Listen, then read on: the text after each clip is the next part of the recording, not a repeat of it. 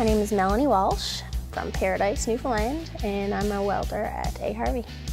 We repair the offshore containers for transporting goods for different companies. If they need to be repaired, they're sent into us into the shop, and whatever's tagged out for them to be fixed, we fix. Every day is different.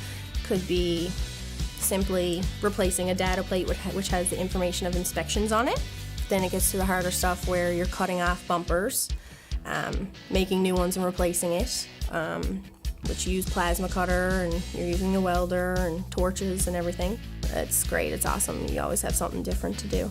So when I started, I still had a lot to learn, and I asked questions every day, I still do, and by asking questions I've learned so much. We took on a new girl now, and I'm passing down stuff that I've learned to her, which is pretty awesome too, and she comes to ask me questions, which is pretty cool. The high point of my career would be learning something new every day. I love it. I absolutely love it.